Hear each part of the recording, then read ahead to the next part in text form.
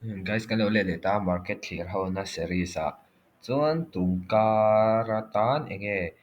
kanin bo sai theina le enge market condition clear how na kan nei thong a chuan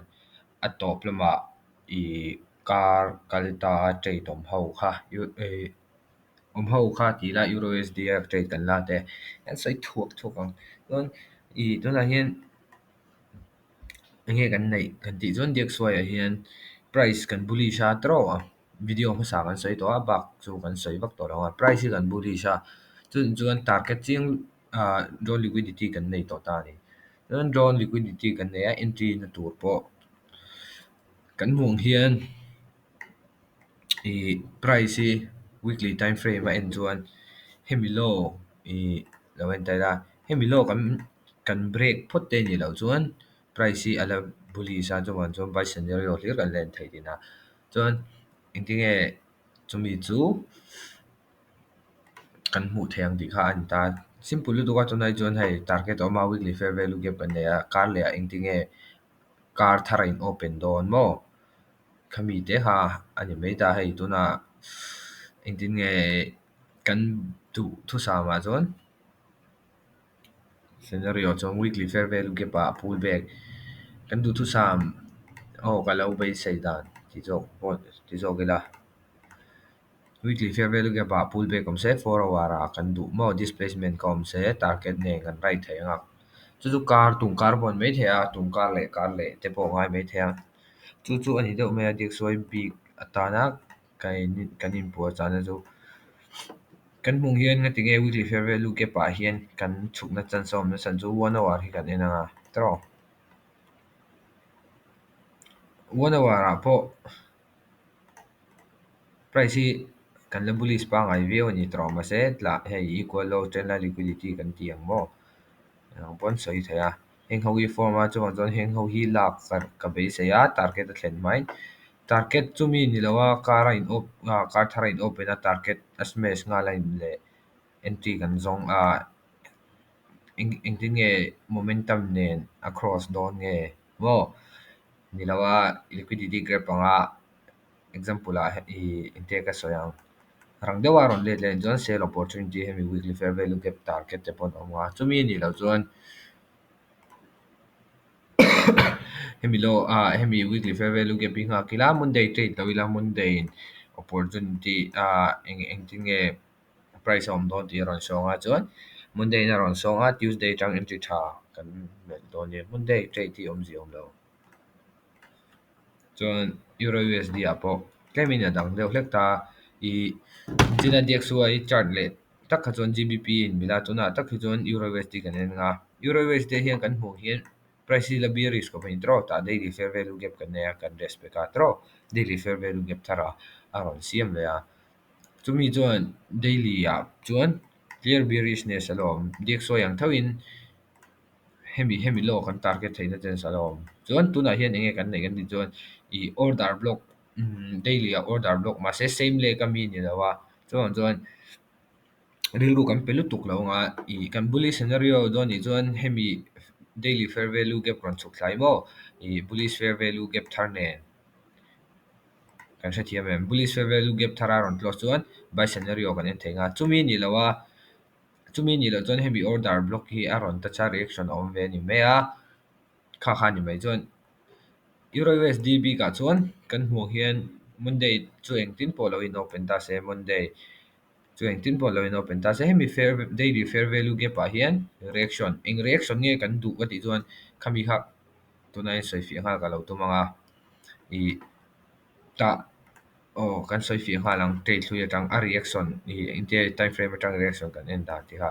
ta daily a fair value gap kan nei tro ta daily fair value gap kan ne ani chuan ni daily fair value gap a aron ta renga ta chuan kan du sales kan du chu engtin nge a reaction kan en na ha en don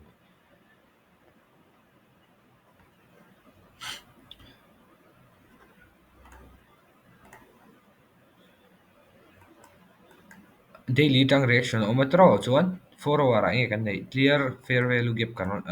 bearish fair value gap kan on nei le kan hmu hian hei headline fair value gap hemi daily fair value gap chu ril wa lo pe lo ta ila chumi na indication chu price in lai sell side liquidity te henga lai equal loss te aran don ti chianga mo chuta chuan entry kan en dan pawh kha kan soi liang dule time frame pahnih mo daily le 4 hour i combine point entry thei ma se nge ka soi thin daily le 1 hour ka soya 1 hour a pawh kan hmu hian fair value ke pa tho hei reaction kan nei a ma se 1 hour ai 4 hour time frame ma clear tianga hei fair value ke pasiam tro consolidation tiang hi high te ka soyang high probability trade zo kan ta chu chu entry kan lo soi zo yang entry ka lak na group a poka posa kan mu ta tro 15 minute a fair value gap pa kan ta cha heng by side liquidity la hian chuan nge kan nei hemi bullish fair value gap hi eng nge ron kan hmong hian bearish fair value gap in a ron thlang mak mai ni chumi na kan nei chuan entry kan siam thei du na hemi fair value gap chunga hian mo simple price trade miss lo na tlang point hian hemi fair value gap pa entry kan siama chuan target kholai nge sell side liquidity kan first target ania 1:3 ai tam mo to tu chuan chu tiang tho po chuan kha Wednesday a entry omain ta omje chu hei Monday trade lo ka soi na ni Monday chu a chho ta tro a chho ani mai mo chuan Tuesday in I weekly candle a high a siama Wednesday a follow Thursday a follow Friday a claim I reverse kan nei ama se reverse kan nei ka ti khan nei claim in by power claim mo chuan enge tayan dang kan nei le chu chu kan en le forward fair value gap atang fair value gap dang kan nei le tro sale dang an le them la le the eng te kan la ka heavy fair value gap kan nom dan ni kan na tik ama ka so yang thau 50 lang thau khan mo 50 na ai ang che chen thila thleng do lo ma se a thlen da nei dang tlang pui kan hmun hin hai siam atro life hey bullish fair value gap higher prices nei don chuan heavy bullish fair value gap atang higher prices nei tur ania ma se nge lo chu bearish fair value gap chu mina min enter chu sell opportunity dang an nei le mo time frame pahnih combination khan time frame pahnih combination ka ti khan 4 hour a bullish fair value gap below nei ta 5 minute a entry oma ma se I bias adik lo zon om jiom jom lo adik bera chuan draw liquidity kan target haran sia dang ai chuan e stop loss chu hemi candle high a hian da thaya hemi high a pawh kha chu in du dan nie subjective sesa liquidity target 1:2 a ania chuan full target 1:3 1:3 full target a hit lawa mo ma se a hit lawa hit lo ni mai sell side liquidity la tuna kan hmung hian sell side liquidity pakhata chuan a lak to reng hi chuan entry kha break even a da nge to tuna po ta profit claim lo la taw la break even hit se a tha mo kan loss lawa chuan enge tuna kar le ta na in po sa theina ti chuan dxy zu zu in hemi daily fair value gap a hian ka du ka be se dan chuan dxy zu zu in hemi fair value gap a hian price from pullback se mo ta tanga sales and mel le kha ka duwa chumi ani lo chuan enge kan nei thei kan trade lak ka sak theina Monday ang tin po price lawm se Monday a po ala thleng thu thei chu chu euro USD ka kanen tur chu ta bullish fair value gap 4 hour ang nei tro bearish nen I daily OBR on chuka bullish in na chawa chu bang chuan claim in bigger retracement kan nei mel thaya chu bang chuan retracement kan trade du ni chuan I hemi 4 hour I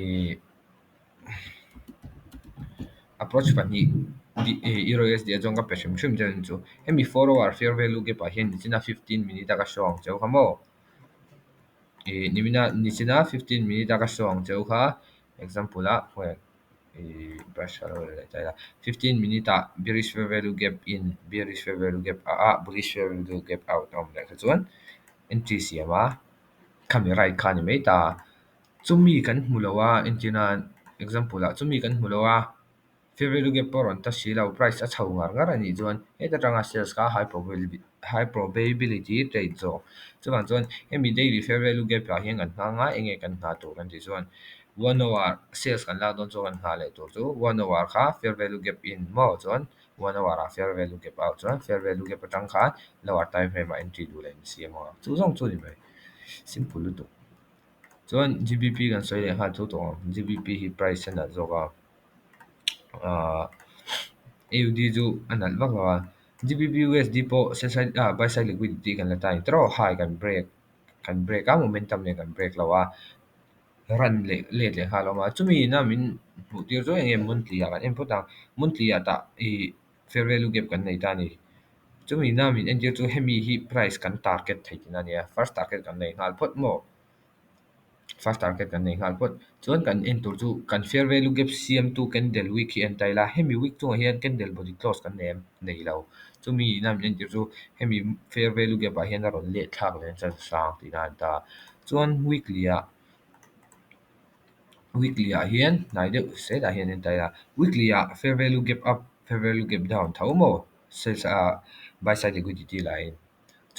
chumi na nge men tir kan ti chuan target hemi low kan target thea hemi monthly fair value gap chumi aron pull back chuan exact pips nge 200 150 pips 150 pips sau vel ni hemi high probability ni lo lang e en tin hu chuan lang e nge chi chuan weekly ani chuan enge kan base sei thei kan ti chuan follower a en tai la tro kan hmu hian consolidation kan hmu a hei weekly candle high kha ni mo kan en lok weekly candle high kha ni nge hi chu nang kan hmu chu ka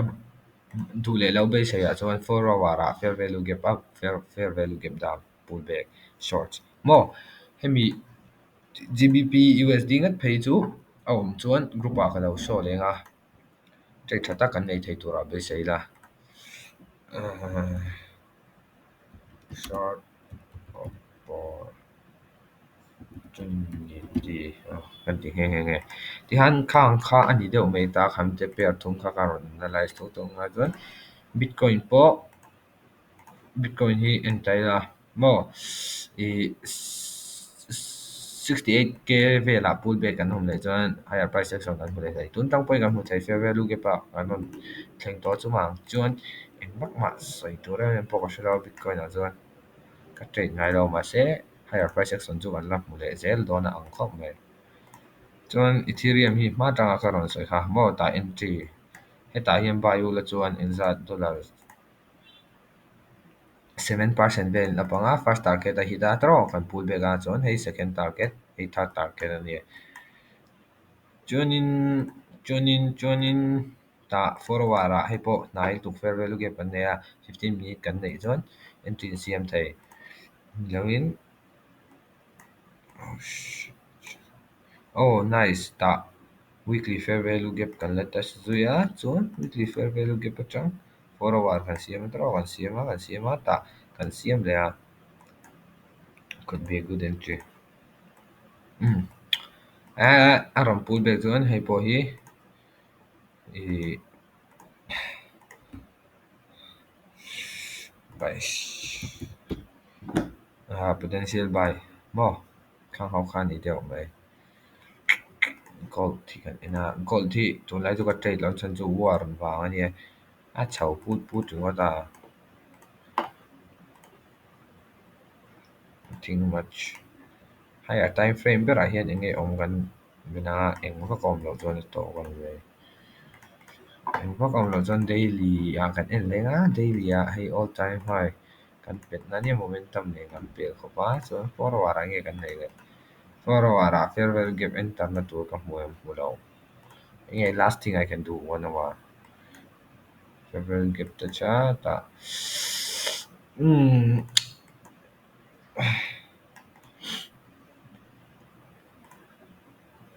gold pawh nie momentum kan hmu chho za chuan 2225 chho hela pullback kan hmu a higher price action te kan la hmu sel ka ringa ma se all time high kan hmu bang price buy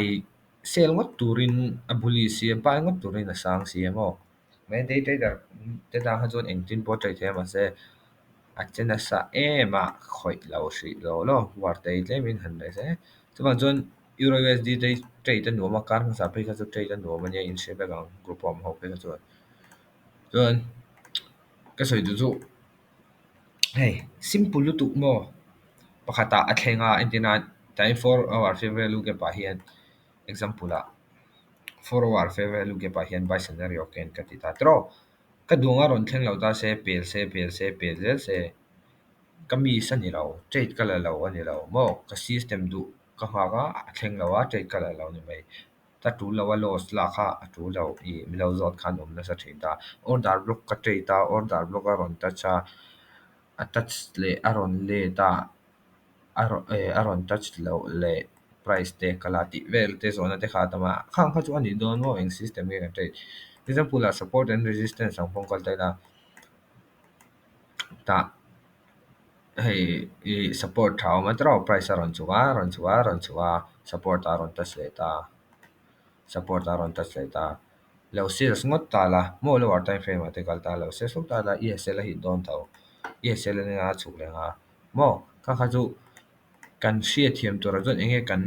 price in enge ti du heta enge ati du ti kha poimo ta ni don liquidity sa bera chuan heng fair value gap te ka zia don sa chu price hip tu ni thin ta example a price a hi pa re ka nga akalang mo price a hi pa target anga a follow do chuan a follow chumi te chu ni mai mase